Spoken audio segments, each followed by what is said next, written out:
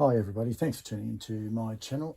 Today I've actually taken some examples of some levels with our leveling staff at points A, B, C, D, E, F, G and H.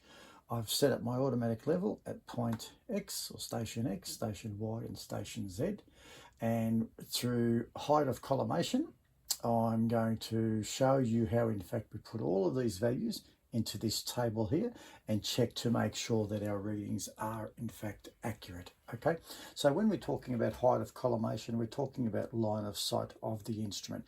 There's the height of the instrument, so that black dotted line that runs horizontally across there is in fact our line of sight, and that's actually referred to as our height of collimation. So we're going to check the values all up to that point.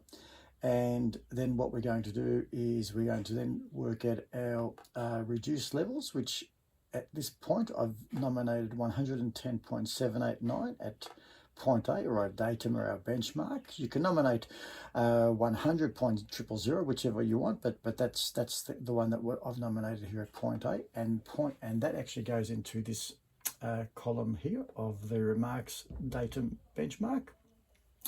And it's at point A, as you can see there. Now, because we've actually set up the machine here at station X, the first reading that we actually read is 1.274. It goes into our backside. We've got an intermediate sight here and an intermediate sight here. They go into 1.189 intermediate sight column and then 1.820. Now, this 2.155 is in fact our last reading at point D. So because it's our last reading, because we're going to move the machine from point X through to point Y. So that's our last reading, therefore it goes into our foresight. Now, when we then set up the machine at station Y, we then take a reading at the same leveling staff and we get 0.840, and it becomes our back sight. So, and that goes at 0.840. And then we take our next reading which is our intermediate sight, at 0.621. which is 0.61 there.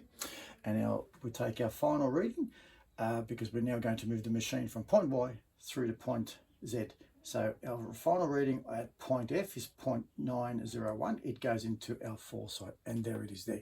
We then move the machine again from there through to there at point Z.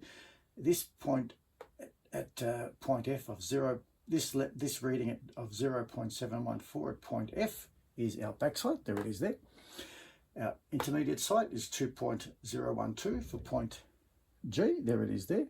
And our final reading is 3.011.